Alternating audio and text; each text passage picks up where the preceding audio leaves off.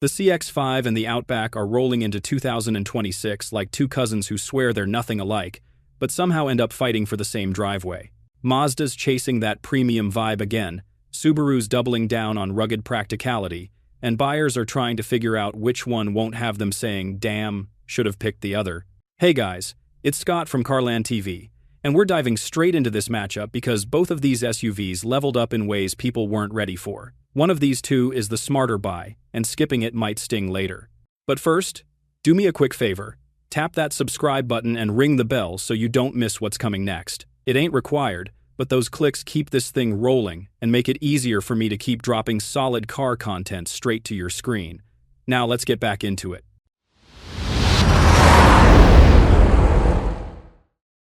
What's actually new in 2026? Kicking this off by getting clear on what actually changed for 2026 on both of these, because a lot of brands love to slap all new on a mild refresh. Mazda really did pull the CX-5 apart and rebuild it. The third-gen CX-5 is longer and wider, with the wheelbase stretched by about 4.5 inches, which is what gives it noticeably better rear legroom and a longer cargo floor compared to the old one. Infotainment got a full reboot too, with an available 1.5-plus-inch touchscreen and a big bump in standard safety tech baked in from the factory. Subaru did not sit still either. The 2026 Outback is a full redesign on the same basic footprint, but taller by about 1.4 inches and way boxier. So it reads more like a two-row SUV than the old wagon shape. That extra height translates into more headroom and a couple of extra cubes of cargo space behind the rear seats.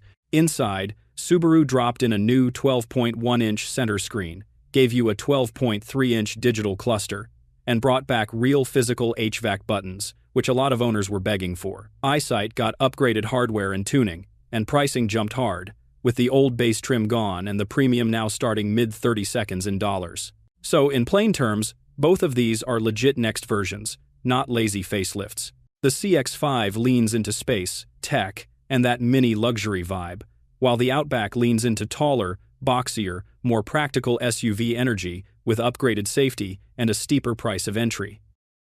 Powertrain and real-world performance. On the powertrain side, these two brands took very different routes. Mazda is rolling the 2026 CX-5 out with a 2.5-liter e-Skyactiv G 4-cylinder that uses a 48-volt mild hybrid system, rated around 190 metric horsepower and 252 Nm of torque, tied to a 6-speed automatic.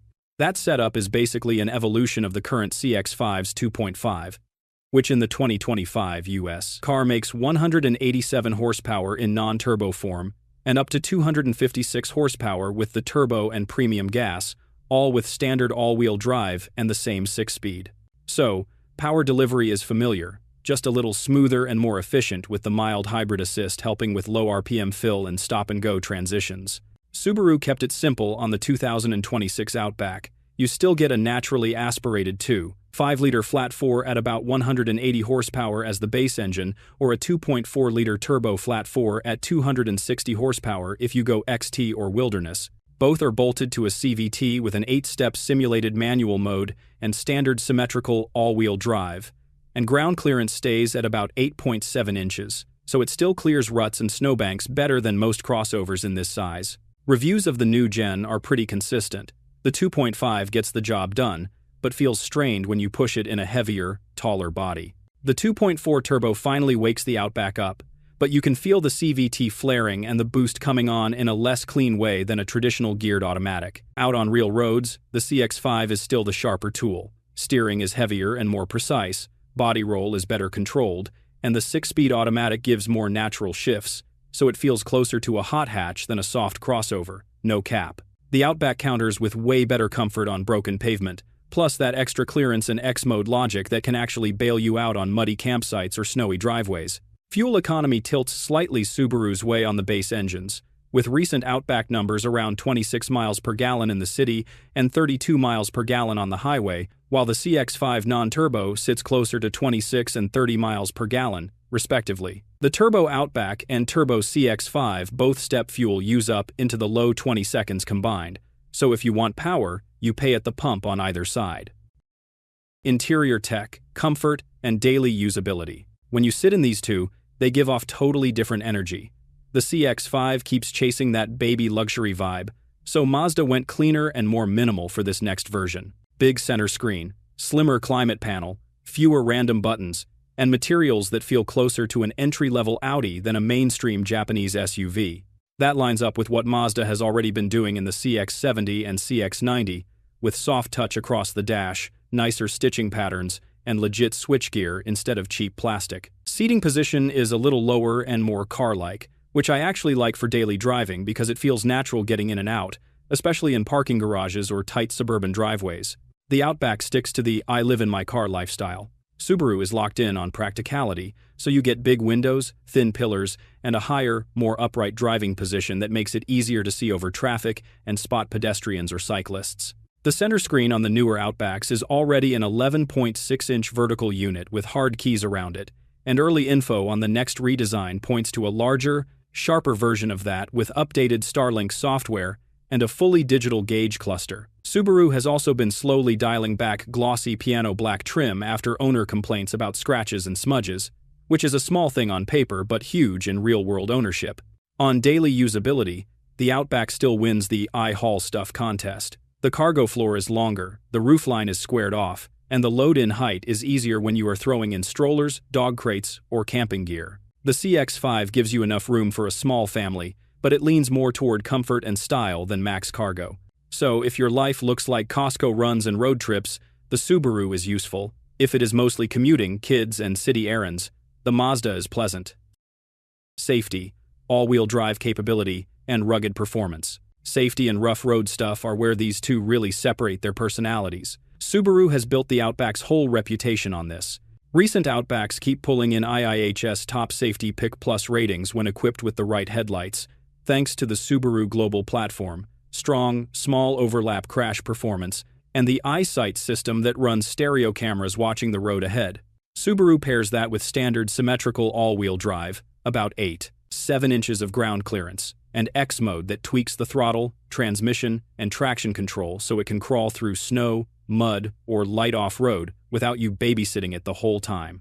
If Subaru keeps that formula for 2026 and just tightens up the structure and software as they have been, it stays one of the safer, more confident picks for bad weather and rough roads. Mazda comes at safety from a different angle. The current CX-5 is also an IIHS top safety pick plus, with strong scores in front, side, and roof strength tests when you spec the good headlights, and Mazda has been quietly loading these things with Active Sense gear, like adaptive cruise, lane keep assist, automatic emergency braking, and blind spot monitoring on most trims.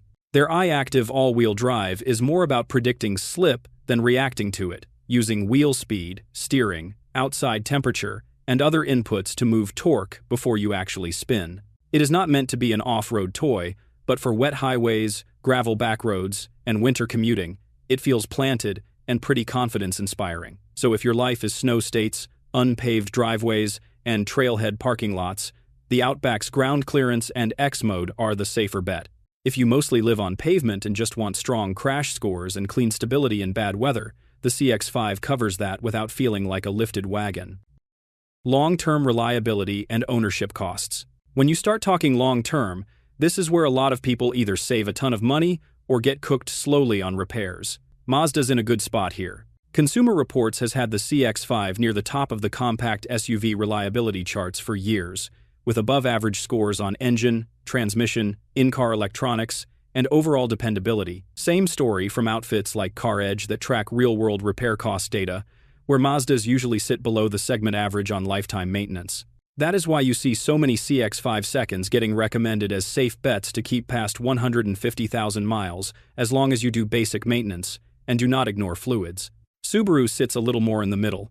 The brand's overall reliability is decent, but the details matter. Older Outbacks had well-known issues in certain years with CVT concerns, infotainment glitches, and some electrical annoyances, even though the engines themselves are generally solid. The newer platforms have been better, but you still want to be picky about model year and keep up with fluid changes on that CVT if you plan to run the thing deep into six-figure mileage. The upside is that Outback owners tend to hang on to their cars and drive them hard, which says something about real-world trust, but it also means you are not getting a never-think-about-it ownership experience.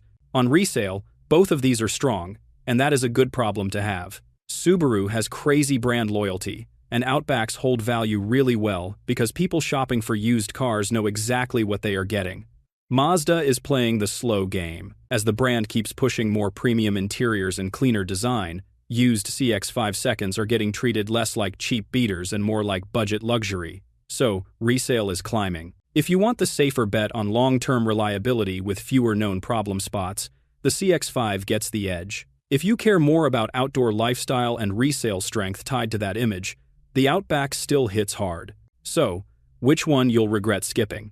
When you stack everything we just went through, a pattern shows up pretty quickly. The CX-5 is tuned for people who live on pavement, care about how a car drives, and do not want to babysit it once the new car smell is gone. You are getting tighter steering, a normal automatic, strong reliability history, and an interior that punches above its badge. For most American buyers who are commuting, hauling kids, hitting Target and Costco, that formula just makes life easier. If you skip it without at least driving one, that is where the regret creeps in later. The Outback still makes a ton of sense if your lifestyle really matches what Subaru builds it for. Snow states, gravel roads, trailheads, dog hair everywhere, gear in the back. That is Outback territory. The ground clearance, X mode, visibility, and long cargo area are all real advantages. Folks who actually use those strengths tend to run these cars into the ground and are happy doing it, but you pay in a softer drive, a CVT that some people never fully like, and reliability that is good but not Mazda level on the data I have seen. So, here is how I would call it. If you mostly live your life on normal roads and just need something that feels solid, drives clean, and will not stress you out long term, the 2026 CX-5 is the one you will regret skipping, no cap. If your week genuinely includes dirt, snow, cabins, and you use your car like a tool, then passing on the 2026 Outback would be the mistake.